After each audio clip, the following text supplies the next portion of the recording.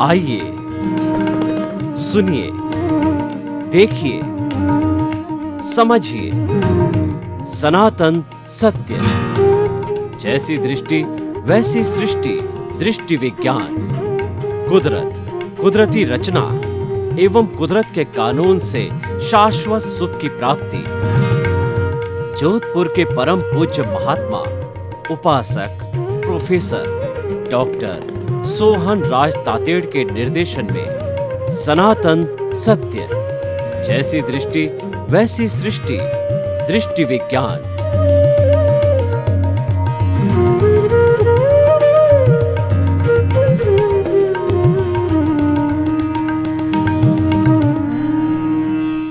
भाई और बहनों, मातृशक्ति को नमन। आज का हमारा बहुत सुंदर विषय अंतःकरण की व्याख्या। अंतःकरण किसे कहते हैं? जो हमारा भीतर काम करने वाला प्रोसेसिंग फैक्ट्री है, उसको हम अंतःकरण कहते हैं। ये अंतःकरण प्रतिष्ठित आत्मा से जुड़ा हुआ है। प्रतिष्ठित आत्मा सब तरह का पुरुषार्थ करती है।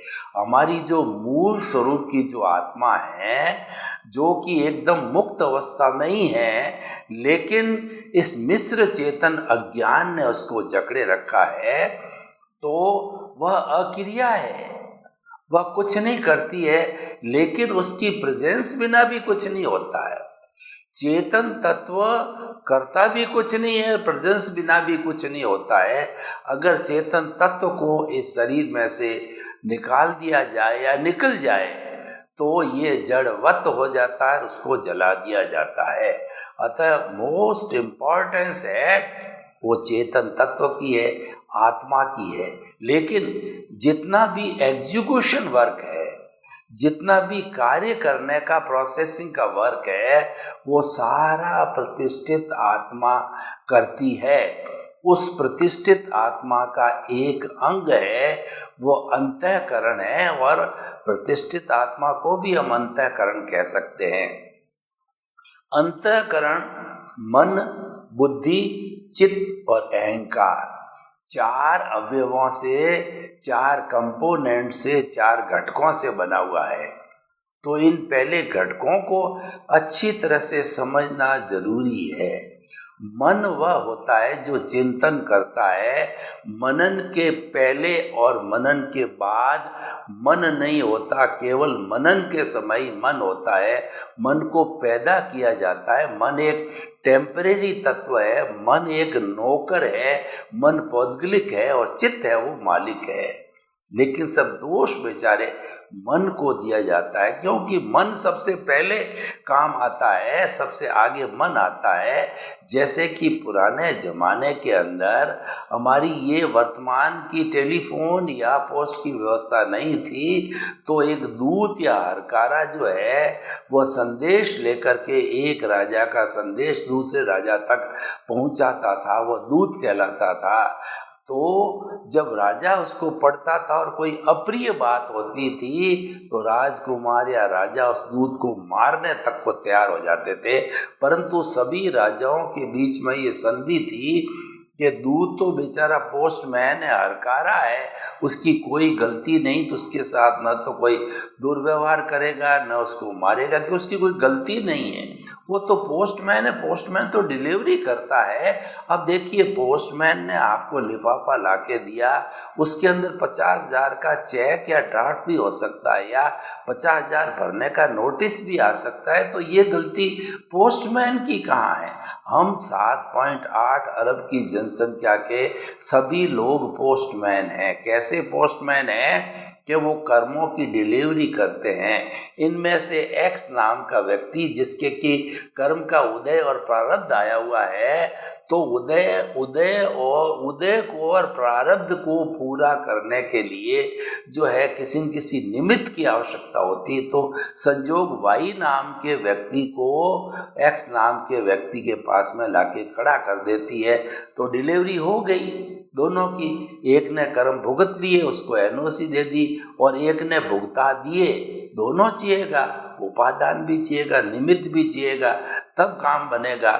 हमारे को घर से अगर बैंक जाना है तो आप पैदल चल के जाइए, बस के द्वारा जाइए, आप जो है आपके किसी साधन से जाइए, लेकिन साधन तो रखना पड़ेगा ना, उसके बिना आप बैंक कैसे जाओगे।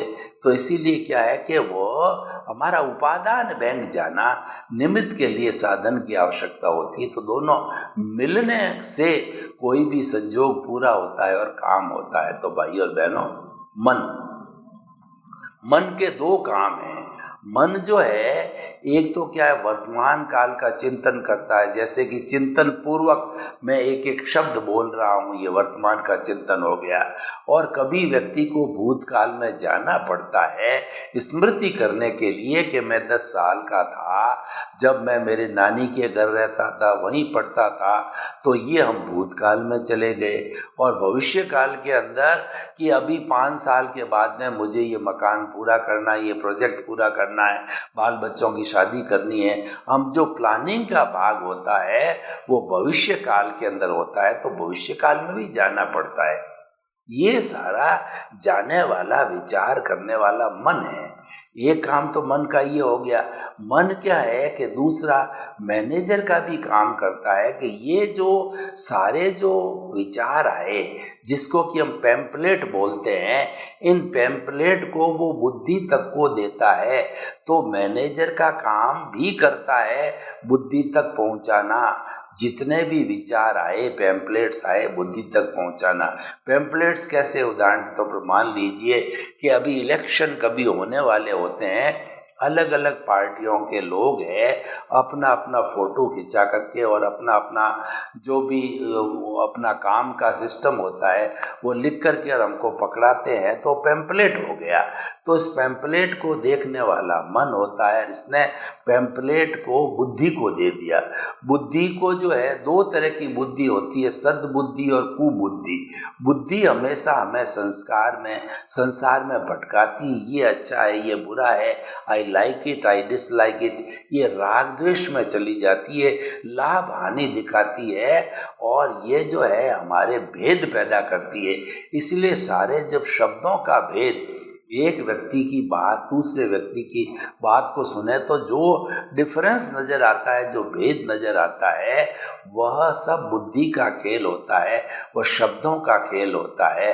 तो बुद्धि को जो है एक प्राइम मिनिस्टर का जो है दर्जा दिया गया है कि वो निर्णय लेती है। तो मन ने जो जो पैम्पलेट भेजे वो बुद्धि को दे देती है। बुद्धि चिंतन कर रही है तो निर्णय वो ले नहीं पा रही है। तो इसीलिए क्या किया, उन्होंने जो जो पैम्पलेट उसके पास आए थे वो चित्त को दे दिया। चित्त क्या है, आजकल सीसीटीवी कैमरे का युग है, तो चित्त जो है वो क्या विजुअलाइज करता है, वो फोटो खींचता है। जो भी पैम्पलेट्स आए उनका फोटो खींचता है, 1 2 3 4 5 फोटो खींच दिए। ये चित्त का काम है। चित्त मालिक होता है और मन उसका नौकर है। विक्षिप्त जो होता है वो चित्त होता है। चित्त के विक्षिप्त होने से, यानी भाव है वो चित्त पर उतरते हैं और फिर बाद के अंदर वो विचार बन जाते हैं। मन से टच होते ही विचार बन जाते हैं, लेकिन मूल रूप से वो उतरते हैं चित्त पे। चित्त की आज्ञा होती है, चित्त की प्रसन्न होती है। चित्त जो है वो चेतना की शक्ति हमारे स्थूल शरीर के ऊपर काम करती है। तो कोई भी भीतर से भाव आता है, निर्देश आता है, पहले चित्त को स्पर्श होता है और चित्त के साथ ही वो जो एंडोक्राइन ग्लैंड्स जो है उसको हार्मोन्स में बदल के ब्लड के साथ में इकट्ठा करके मन से जुड़ करके और विचार बन जाता है। यानी भाव से विचार बनते हैं, उसमें माध्यम बनता है चित्त। तो चित्त ने इसको विजुअलाइज किया, लेकिन चित्त भी निर्णय नहीं कर पा रहा है कि 5 में से कौन सा सही है, किसको वोट देना चाहिए। उसने अहंकार को दे दिया। अब वास्तव में अहंकार जो है प्रेसिडेंट का काम करता है, और अहंकार जिसके ऊपर छाप लगा देता है वह अप्रूव हो जाता है, वो नियम हो जाता है, और वो कार्य करना होता है, वो गजट बन जाता है। तो इसीलिए अहंकार सुप्रीम हो गया। तो वास्तव के अंदर सुख दुख कौन भोगता है? अहंकार भोगता है। वास्तव में कर्मों का बंधन कौन करता है? अहंकार करता है, क्योंकि शरीर तो बेचारा एक माध्यम है, जड़ है। पूर्व जन्म के कर्म के भुगतान के लिए शरीर मिला है, बस इसका यही फंक्शन है। लेकिन सबको नचाने वाला अहंकार है। अहंकार में क्रोध, मान, माया, लोभ चारों मिलकर इसके साथ जुड़े हुए अहंकार से। पर अहंकार शब्द जो है काफी फेमिलियर और फेमस शब्द हो गया। तो अहंकार सुख दुख भोगता है, अहंकार प्रदर्शन करता है और अहंकार ही सारा काम करता है, वो काम हो जाता है। तो ये चारों ने मिलकर के और कोई भी निर्णय ले लिया, ये अंतःकरण का नियम हुआ। तो ये जो अंतःकरण है वो एक प्रोसेसिंग फैक्ट्री है। जितने भी हम भीतर जो हमारे भाव करते हैं, सोचते रहते हैं, कॉज डालते रहते हैं भीतरी जगत के अंदर, ये सारा जो है भीतरी अंतःकरण है। और ये कॉजेस डालता है और ये कॉजेस डाल करके और फिर उसके बाद के अंदर दूसरे जन्म में जब द्रव्य करते हैं तो वो बाह्य अंतःकरण है, वो स्पीच और एक्शन के बीच पड़ते हैं। यानी मन तो वही कॉमन है, चाहे बाह्य अंतःकरण है चाहे भीतरी अंतःकरण है, मन तो वही है। तो जो है वो जो स्पीच और एक्शन के बीच पूर्व जन्म में हमने जो भीतरी अंतःकरण के डाले थे, वो बाह्य अंतःकरण के अंदर जो है हमारे स्पीच और एक्शन के जो है बीज का उदय और प्रारब्ध आता। कहने का अर्थ ये है कि अंतःकरण की जो फैक्ट्री है, ये जो है प्रोसेसिंग हाउस है और यहाँ पर सब भावों का निर्माण होता है और भाव वो विचार बनते हैं। कॉजल बॉडी बनाने वाली प्रोसेसिंग फैक्ट्री है वो अंतःकरण है। तो अंतःकरण बहुत मुख्य है। तो कई बार हम कहते हैं कि अंतःकरण शुद्ध होना चाहिए। इसका अर्थ ये हुआ कि हम जो भाव डालें वो शुभ या शुद्ध भाव होना चाहिए। देखिए, क्योंकि प्रोसेसिंग फैक्ट्री अंतःकरण है तो हमें भावों की 3 श्रेणियां हैं, वो भी समझना जरूरी है। पहली श्रेणी हमारा अशुभ भाव। अशुभ भाव का मतलब हिंसा है, नेगेटिव थॉट्स है, झूठा माप तोल है। ये सारा भाव जो कुछ भी उदय और प्रारब्ध चल रहा है वो तो मैकेनिकल है, वो तो चलेगा। जितना भी डिस्चार्ज जो मैकेनिकल है उसको बदलने की हमारी कोई पावर नहीं है, क्योंकि वो तो मालिक कुदरत है और कुदरत जो है वो बदलती नहीं है। कुदरत तो सिर्फ संजोग लाके खड़ा कर देती है, क्योंकि ये तो टैप रिकॉर्ड पीछे से पिछले जन्म से होकर के आता है। मन वचन काया की 3 बैटरियां, इस जन्म का जितना आयुष्य है 60, 70, 80 वर्ष का, वो पूरी की पूरी बैटरी पिछले जन्म से चार्ज होकर के आती है।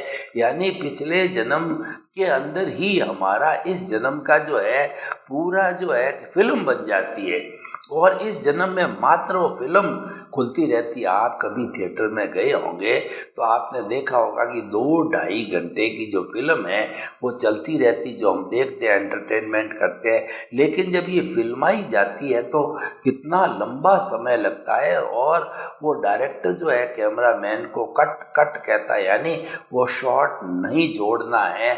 और जब वो ओके करता है तो धीरे धीरे सारा शॉट जोड़ करके कई वर्षों के अंदर ये फिल्म एक जो है वो बन पाती। यानी पिछले जन्म की सारी जो है वो कट का मतलब करेक्शन देना। पिछले जन्म में हम फ्री थे कोई भी करेक्शन देने के लिए कि हमने एक गलती कर दी, प्रायश्चित कर दिया, शुद्धिकरण कर लिया, या जो है जो कुछ भी करना हो हमने वो डिलीशन, एडिशन, अल्ट्रेशन कर दिया। कैसे कर दिया? मान लीजिए कि हम जो है परीक्षा में पेपर देने जाते हैं, 3 घंटे का पेपर होता है, तो ठीक रूपक के रूप में पिछला जन्म हमारा 3 घंटे का पेपर था। उस पेपर को हमने 2.5 घंटे में पूरा कर दिया। तो 2.5 घंटे में पूरा करने के बाद हमने देखा अभी आधा घंटा समय अपने पास में है और समय को पूरा यूटिलाइज करना है। तो अपन ने पूरी रीडिंग करी, तो उसमें कुछ करेक्शन किया, कुछ ऐड किया, कुछ डिलीट किया। इस तरीके से परसेंटेज को जो 2.5 घंटे की परसेंटेज से 3 घंटे पूरे होने पर अपने हिसाब से 10-15% हमने परसेंटेज बढ़ा दी और 3 घंटे हुए, यानी आयुष्य कर्म समाप्त हुआ। और वह हमारा जितनी कॉजल बॉडी, जितने जितने भाव डाले थे वो भाव की कॉजल बॉडी है वह कुदरत के पास में चली गई और कुदरत इस जन्म में अब हमको रिजल्ट देती है जिसको हम उदय और प्रारब्ध बोलते हैं। और रिजल्ट के अनुरूप जिस चीज को निमित्त के रूप में लाके खड़ा करना होता है, संजोग के रूप में लाके खड़ा करना होता है, वह उस व्यक्ति को या वस्तु को ला करके जो है व्यक्ति के भुगतान के स्वरूप ला करके खड़ा कर देती है। तो ये सारा जो है अंतःकरण का भावों का है। तो भाव हमारे कैसे बनते हैं कि जो मैकेनिकल मोड से जो भुगतान चल रहा है ये तो चलता रहे, इसके ऊपर अगर हम जुड़ गए तो इसका अर्थ क्या हुआ कि हम जब ज्ञाता दृष्टा बन के मध्यस्थ भाव के अंदर हम रहे तो हमारा ये दृष्टि विज्ञान हो गया। रियल पुरुषार्थ अगर जुड़ जाते तो रिलेटिव पुरुषार्थ होता और हमारा राग द्वेष बढ़ता, और हम जुड़े नहीं हैं तो ये हमारा रियल पुरुषार्थ हो गया, क्योंकि हमने भेद विज्ञान कर लिया कि ये अलग है, मैं अलग हूँ, और दूसरा जो है मैं तो जो है शुद्ध आत्म तत्व हूँ, मैं मन वचन काया से मुक्त ऐसा शुद्ध आत्मा हूँ। और भेद विज्ञान किया, दृष्टि विज्ञान किया हमने, और जो है हम ज्ञाता दृष्टा रहे, यानी हम चेतना के अकाउंट में चले गए। अगर हम जुड़ते तो जड़ के अकाउंट में रहते, जो भुगतान चल रहा है उसके साथ में इंटरेस्ट लेके जुड़े तो हम जड़ के अकाउंट में थे, नहीं जुड़े तो हम चेतना के अकाउंट में चले गए। चेतना का अकाउंट में व्यक्ति स्वतंत्र है, और जब जुड़ाव नहीं है तो कोई भी नए कॉजेज नहीं पड़े, और नए कॉजेज नहीं पड़े इसका मतलब हमारा मुक्ति का रास्ता हमने निकाल लिया। और धीरे धीरे स्नेह स्नेह जो हमारी ये कॉजल बॉडी जन्म जन्मांतर की बनी हुई है और हमारे ज्ञान लिया हुआ है, ये सारी पोजीशन कब होती है, ज्ञाता दृष्टा व्यक्ति कब बनता है, ज्ञानी व्यक्ति बढ़ता है। ज्ञान के बिना व्यक्ति ज्ञाता दृष्टा नहीं बन सकता, भेद विज्ञान नहीं कर सकता, सम्यक दर्शन को प्राप्त नहीं कर सकता है। ये सब चीज़ें जुड़ी हुई है, और जिसको एक बार सम्यक दर्शन हो जाता है वो कभी न कभी मुक्ति की ओर अवश्य ही, मुक्ति की ओर उसका रास्ता हो जाओ, वो मुक्त अवश्य ही होगा। कभी न कभी जो है वो अर्ध पुद्गल परावर्तन समय में कभी न कभी अवश्य ही मुक्त होगा। तो ये सारा जो जंक्शन पॉइंट है जिसके ऊपर भेद विज्ञान आ गया, सम्यक दर्शन आ गया, दृष्टि विज्ञान आ गया, यानी आपकी दृष्टि जो है वो ऊर्ध्वमुखी बन गई, अधोमुखी जा रही थी। अगर आप मन वचन काया के अंदर भुगतान में जुड़ते, इंटरेस्ट लेते, तो आपकी जो अधोगति होती, जुड़े नहीं तो ऊर्ध्वगति हो गई, और ऊर्ध्वगति है वो आपकी चेतना की गति होती है। चेतना के पाले में आ गए, आप सुरक्षा कवच के अंदर आ गए, आप 5 आज्ञा में आ गए। जो ही आपने ज्ञाता दृष्टा को पकड़ा और आपने जो है वो दृष्टि विज्ञान को पकड़ा, आप सुरक्षित दायरे में पहुंच गए, और आप वहाँ बहुत कोई आपका बिगाड़ करने वाला नहीं है, क्योंकि आपको आशीर्वाद चेतना का मिल गया। बस अब आपको यही रहना है कि मन वचन काया से मुक्त ऐसा मैं शुद्ध आत्मा हूँ, और शुद्ध आत्मा की भजना करने लग जाओ। उसके गुणों को देखो कि मेरी आत्मा अनंत ज्ञान, अनंत दर्शन, अनंत शक्ति, अनंत सुख का धाम, और जो है ये सुख पूर्वक है, आनंद पूर्वक है, ये टंकोत्कीर्ण है, ये अजन्मा है। मेरी आत्मा मरती नहीं, जलती नहीं, कटती नहीं, किसी को रोकती नहीं, किससे रोकती नहीं। यानी आप अपने प्रभु के, भगवान के, अपने गुरु के जो है गुणों की भजना में लग जाओ, एकाकार हो जाओ। इसमें नहीं होके उसमें एकाकार, बात वही है। आप या तो इसमें एकाकार होते तो दुनिया बढ़ती आपकी, उसमें एकाकार हो गया तब आप जो है मोक्ष के करीब जा रहे हो। इसको हम दृष्टि विज्ञान इसीलिए कहते हैं कि आपकी दृष्टि बदल गई। हम सनातन सत्य के अंदर न तो कोई जादू है, न कोई टोना है, और न कोई तांत्रिक है, न कोई मंत्र है, न कोई तंत्र है। ये मात्र हमारी दृष्टि जो है वो अधोगामी हो रही थी, उसको हमने ऊर्ध्वगामी कर दिया, दृष्टि की दिशा को बदल दिया हमने। वो दृष्टि की दिशा सहस्त्र साध में कर दी हमने। हम कुंडलिनी जागरण कर देते करते हैं। कुंडलिनी जागरण करने का ही मतलब है कि हमारा दृष्टि विज्ञान है, हमारी दिशा चेतन की तरफ हो गई और जड़ से हम अलग हो गए, तन्माकार नहीं हो गए। तो ऐसी स्थिति होने पर शुद्ध भाव होते हैं। शुद्ध भावों में जो पुण्य का भी बंध होता है, पर कैसा पुण्य? जो मुक्ति में ले जाने वाला पुण्य होगा। और शुभ भावों में जो पुण्य का बंध होता है वो गति में घुमाने वाला होता है, क्योंकि आपने अच्छा जो है वो शुभ प्रवृत्ति की है, धार्मिक प्रवृत्ति की है, पुण्य का बंध हुआ है, वो आपको मनुष्य गति या देव गति में घुमाने वाला होगा। अब आप देखिए कि मनुष्य गति में तो मान लीजिए 100-125 साल जिएंगे, पर देव गति का बंद हो गया तो देव गति के अंदर कम से कम 10,000 साल या अधिकतम तो 33 सागरों पम जीना पड़ेगा। अब आप इतना समय लगाना चाहते हो, आपको निर्णय करना है, क्योंकि जो हमारा दृष्टि विज्ञान है, हमारा चेतना का पाला, उसमें हम स्वतंत्र है, उस पर किसी की रोक टोक कानून कायदा स्वतंत्रता कुछ नहीं, 100% स्वतंत्रता है। और जो ही जंक्शन पॉइंट से नीचे आए, यानी आप जो है जड़ के पाले में आए, तो जड़ के पाले के अंदर आप बिल्कुल स्वतंत्र हो, 1% की भी स्वतंत्रता नहीं, और ऊपर के अंदर 1% की स्वतंत्रता। कितनी सही चीज को आपको समझना है, जंक्शन पॉइंट पे खड़े रहो। अब आप निर्णय करो कि ऊपर जाना है या नीचे जाना है, दोनों आपके निर्भर करता है। नीचे जाने का मतलब है उदय प्रारब्ध चल रहा है, उसके साथ जुड़ गए। जुड़ने का मतलब ये है कि कोई व्यक्ति का बुरा हम चिंतन कर रहे हैं तो हम उसमें जोड़ दिया, और गहरे जा कर के उसको जोड़ दिया कि ये बदमाश है और इसके नुकसान होना चाहिए, इसकी दुकान बंद हो जानी चाहिए, इसका धंधा बंद होना चाहिए, ये ऐसा ही है। तो हमने और एडिशन किया, और एडिशन करके और कॉजल बॉडी को बना दिया, शुभ भावों को बना दिया। और शुभ भाव भी अगर धार्मिक क्रिया तो शुभ भाव बन गए। तो कहने का अर्थ क्या है कि ये सारा प्रोसेसिंग अंतःकरण करता है।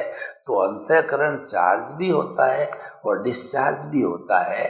तो जब चार्ज होता है तो मन बुद्धि चित्त अहंकार के द्वारा वो चार्ज होता है, और उसमें जो है वो हमारा स्पीच और एक्शन के बीच जो है पड़ जाते हैं, जो कि नेक्स्ट जन्म के अंदर वही अंतःकरण बन जाता है, और वो स्पीच और एक्शन के माध्यम से उदय और प्रारब्ध में आते हैं। तो भाइयों और बहनों, ये बहुत ही सिंपल बात है। मतलब इतनी जो है हम जो धार्मिक क्रिया को कॉम्प्लिकेटेड करके आपको जो है बताते हैं, तो आप उसमें थोड़ी सी कहना चाहिए कि असुविधा फील करते हो, बोरियत फील करते हो कि इतने लंबे चौड़े जो है श्लोकों को याद रखना, और जो है इतना ये क्रिया करो, वो क्रिया करो, मंदिर जाओ, ऐसा करो, उसमें कोई चूक नहीं होनी, इतने रिचुअल्स करो। यानी जो कुछ भी हमारा कुल धर्म है, जो धार्मिक क्रिया जिसको मानते हैं, एक फॉर्मेट बना हुआ है। उस फॉर्मेट में क्या होता है, एक कुल धर्म होता है, उसका एक ईश्वर होता है, उसका एक मंत्र होता है, उसकी पूरी जो है रिचुअल्स की विधि होती है, पूजा की वगैरह, और द्रव्य लगाने पड़ते हैं, चावल लाओ, ये लाओ, पूरी उसकी एक विधि है।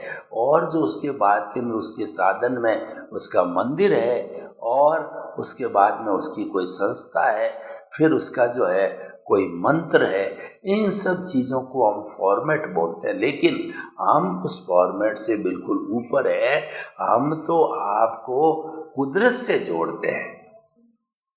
हमारा एक ही मकसद है, आपको कुदरत के अधीन कर देते हैं और आपकी दिशा को परिवर्तन कर देते हैं। आपकी दृष्टि जैसी दृष्टि वैसी सृष्टि हमारा सूत्र है। तो हम आपकी दिशा को बदल करके, यानी आपको कुदरत के ताबे कर देते हैं। तो कुदरत जो है ये दोनों तरह का कार्य अपने अपने आप करती रहती है, कि जिसको भुगताना हो तो भुगताती रहेगी, और हम कुदरत के अधीन रहेंगे।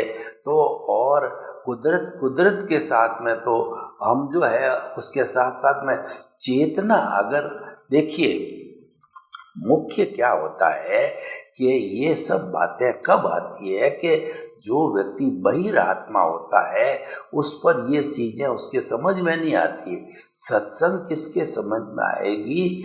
जो कि ज्ञान लिया हुआ होगा। और वो ज्ञान क्या है? वो ज्ञान ये है कि आप जो है वो अपने चेतना के पाले में रहो। और ज्ञानी पुरुष होता है, हमारा सद्गुरु होता है, वो हमारी सीट परिवर्तन कर देता है। वो सीट क्या होती है कि हम जब बहिरात्मा होते हैं तो कर्ता भाव में रहते हैं कि ये काम मैंने किया, ये सब मेरे द्वारा हुआ, मैं बड़ा बना, मैं करोड़पति बना, लखपति बना, और जो है मैंने ही बाल बच्चों को पाला, ये सब कुछ मेरे, यानी उसके अंदर अहंकार की बात आती है।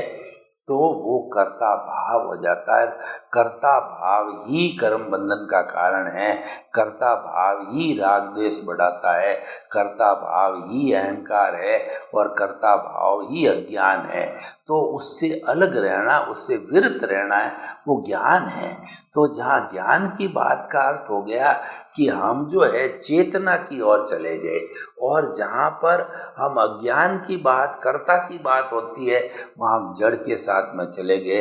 तो ये हमारा एक जंक्शन पॉइंट है, टर्निंग पॉइंट है। उसके अंदर आपको निर्णय करना, और आपके पुण्योदय से, आपके भाग्योदय से आपको गुरु मिल जाता है, ज्ञानी पुरुष मिल जाता है, और आपकी सीट बदल देता है। मूल जो मुख्य काम होता है वो सीट बदला जाता है, और सीट बदलने से जो है हमारे भावों में परिवर्तन आ जाता है।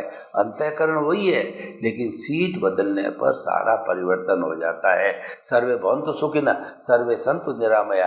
लोक के सब जीवों को सुख मिले, शांति मिले, आनंद मिले, प्रेम मिले, सौहार्द मिले, और हम सभी जो है अपना शांतिपूर्ण से अस्तित्व से जीवन व्यापन करके इस धरती पर स्वर्ग को उतार लाएं। आपके प्रति मंगल भावना। ओम शांति।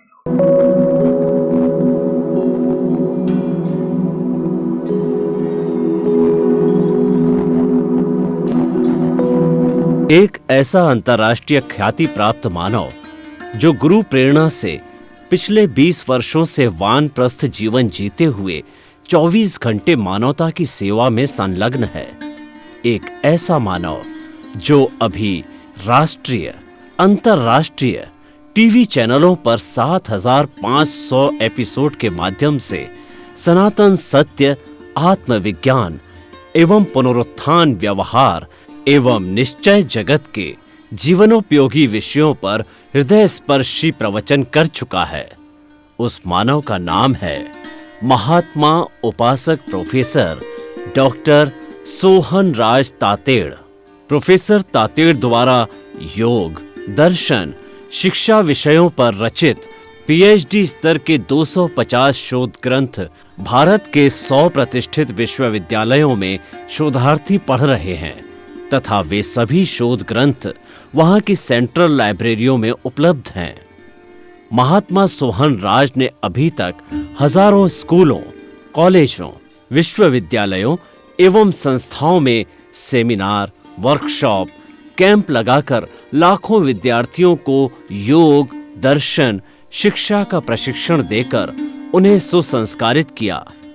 डॉक्टर तातेड़ ने भारतीय संस्कृति उत्थान के 4000 से अधिक समसामयिक विषयों पर आर्टिकल लिखकर ऑनलाइन जर्नल, पत्रिकाओं, वेबसाइट्स पर प्रकाशित किया, जिसका उपयोग लाखों पाठक कर रहे हैं।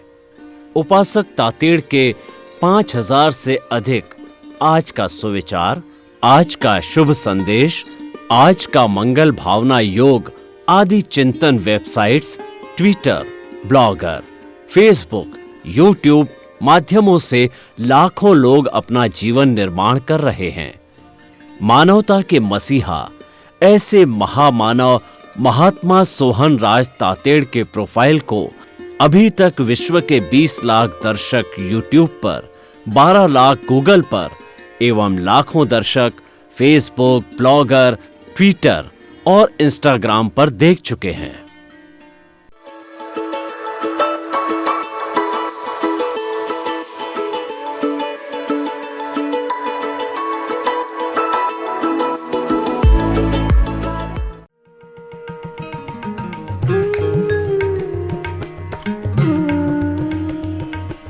है।